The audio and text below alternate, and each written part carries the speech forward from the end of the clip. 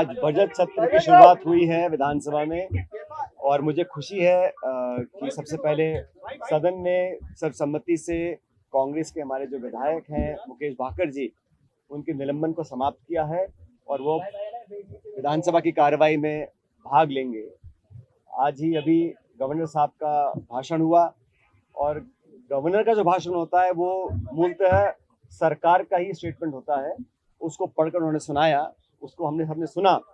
अब उस पर विस्तार से चर्चा होगी, लेकिन ये बात सच है कि 1 साल के कार्यकाल में इस सरकार को बहुत सारी चीज़ों का जवाब देना पड़ेगा।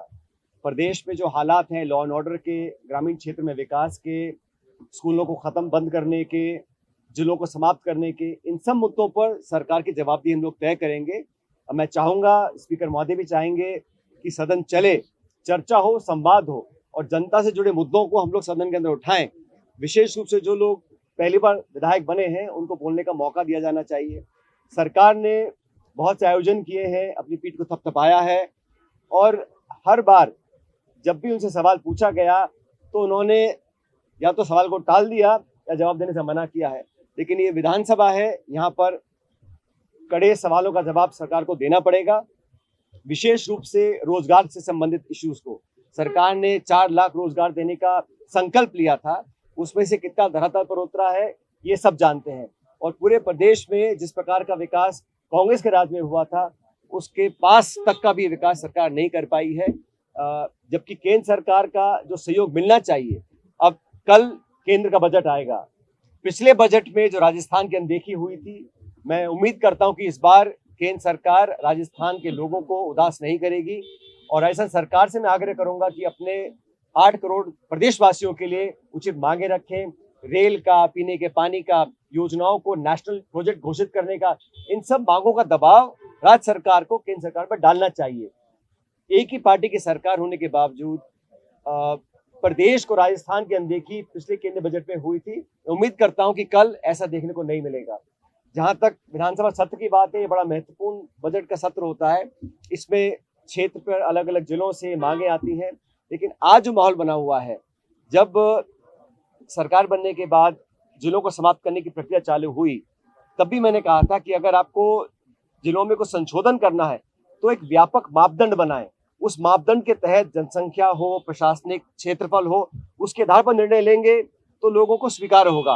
लेकिन मनमाने तरीके से जिलों को समाप्त किया गया, संभागों को समाप्त किया गया, उसमें भी कहीं ना कहीं राजनीति दिखाई दी है और प्रदेश भर में अनेक जगहों पर इसका विरोध हो रहा है। तो सरकार को जवाब देना पड़ेगा और सिर्फ भाषण देने से या संख्या बल के आधार पर विपक्ष की आवाज को दबा पाए, ऐसा हम लोग नहीं होने देंगे। भाई साहब, किरोड़ीलाल मीणा ने अभी एक बयान दिया है जिसमें कहा कि हांजी के दरबार में अगर हांजी कहेगा और हांजी के दरबार में ना कहेगा तो। देखिए, डॉक्टर साहब के बारे में मैं ज्यादा नहीं बोलना चाहता हूँ, क्योंकि वो बहुत लंबे समय से, मैं तो कहता हूँ जब से सरकार बनी है तब से दुविधा में है।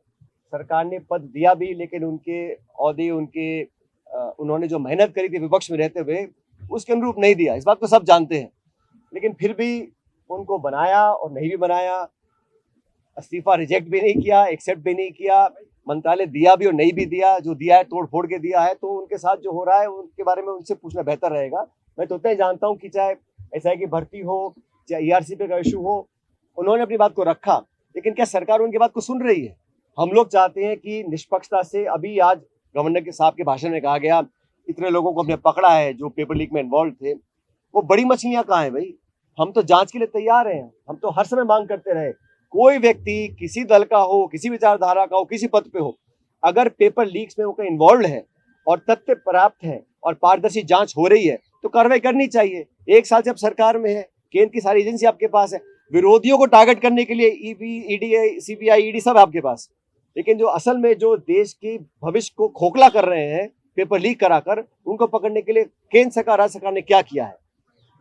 और मैं तो ऐसा मानता हूं कि ईआरसीपी प्रोजेक्ट पर लोग तालियां बजवा रहे हैं, लेकिन वो जो एमओयू साइन हुआ है मध्य प्रदेश राजस्थान का, उसको सार्वजनिक क्यों नहीं कर रहे हैं? उसको सदन के पटल पे क्यों नहीं रख रहे हैं?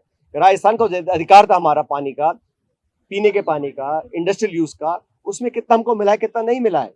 तो ये जो उन्होंने रिश्ता बनाई हुई है, मैं समझता हूँ सही नहीं। लोकतंत्र में पारदर्शिता अति महत्वपूर्ण है, वो सरकार नहीं कर पा रही है। और केंद्र सरकार भी, प्रधानमंत्री जी आए, घड़े में पानी डाल के चले गए, लेकिन लेकिन उन्होंने आज तक नहीं बताया कि राजस्थान का हमारा जो अधिकार था, क्या उसमें कुछ कमी की है, या और राज्यों को फेवर किया गया है।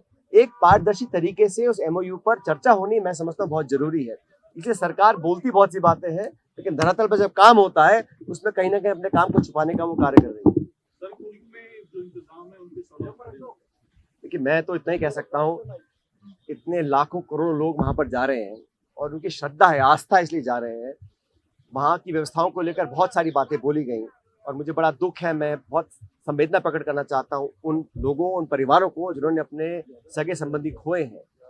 इस भगदड़ में जो हुआ बहुत दुर्भाग्यपूर्ण था, बहुत दुखद घटना हुई है। लेकिन इस पूरे मामले में न्यायिक जांच बिठा दी है, लेकिन ये भी संकेत मिल रहे हैं कि कहीं ना कहीं तथ्यों को छुपाने की कोशिश शायद की गई है। क्यों की गई मैं नहीं जानता हूँ, लेकिन बेहतर ये होता कि पर्याप्त इंतजाम किए जाते। और मैं इसमें राजनीति कर आरोप लगाना नहीं चाहता हूँ, लेकिन ये बात सच है कि अगर कठोर कार्रवाई करते या कठोर कार्रवाई करने का रवैया अपनाते तो शायद इससे बचा जा सकता था। अब और खबरें आ रही हैं कि एक और कहीं स्टैम्पीड वाली सिचुएशन बन गई थी। इसका तो विवरण हम नहीं जानते, लेकिन जो मीडिया में आ रहा है मैं सिर्फ उसमें बोल सकता हूँ कि सरकार को और संवेदनशीलता बरतनी चाहिए थी और जो घटना हुई, जो ट्रेजेडी हुई, उसको साफ साफ उसका विवरण आना चाहिए और कठोर कदम उठाए। जो लोग जिम्मेदार थे उस पर कार्रवाई भी करनी चाहिए।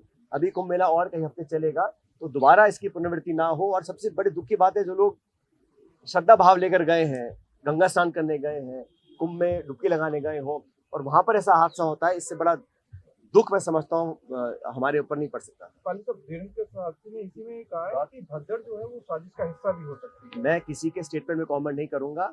जो कुछ हुआ दुर्भाग्यपूर्ण था, लेकिन हजारों करोड़ रुपए उस पर खर्च करे गए और लोगों की जान माल अगर सुरक्षित नहीं है तो सवाल तो उठते हैं और सवाल उठना लाजमी भी है। लेकिन सरकार को, केंद्र सरकार को, राज्य सरकार को अति संवेदनशीलता बरतनी चाहिए। और मैं मानता हूं कि भविष्य में और सतर्कता बरतनी होगी, क्योंकि अभी लाखों लोग वहां और जाएंगे और दिन प्रतिदिन वहां पे लोगों का जमावड़ा होता है। और ये कोई नई बात नहीं है, सबको पता था इतनी संख्या में लोग आएंगे। फिर भी जिस प्रकार ये घटना हुई बहुत दुखद है और सिर्फ खेद व्यक्त करने से या मुआवजा देने से बात नहीं बनेगी। मुझे लगता है कुछ कठोर कार्रवाई करनी चाहिए सरकार। सर, नए बदलाव सदन में कैसे? कौन से बदलाव? जैसे कारपेट का कलर चेंज हुआ है सर, वास्तु के हिसाब से चीजें चेंज की गई है। कुछ बदलाव किए गए हैं, उम्मीद करते हैं कि जो 4 साल भाई स्पीकर महोदय, पहली बात तो कुछ दिन पहले पटना में अस्वस्थ हो गए थे, तो मुझे खुशी है कि वो स्वास्थ्य लाभ लेकर अब बिल्कुल स्वस्थ हैं और अपने काम पे वो लग गए हैं और वो संरक्षक हैं पूरे सदन के। और जो निर्णय वो ले रहे हैं वो सबसे चर्चा कर ले, पक्ष विपक्ष दोनों को भागीदार बनाए, क्योंकि सदन किसी की एक की संपत्ति नहीं है, ये जनता की संपत्ति है। इसमें पक्ष विपक्ष सब लोगों को सहमति से चर्चा कर संवाद कर अगर एक कंसेंसस बनाकर निर्णय लिए जाएंगे तो मैं समझता हूँ भविष्य के लिए बेहतर होगा।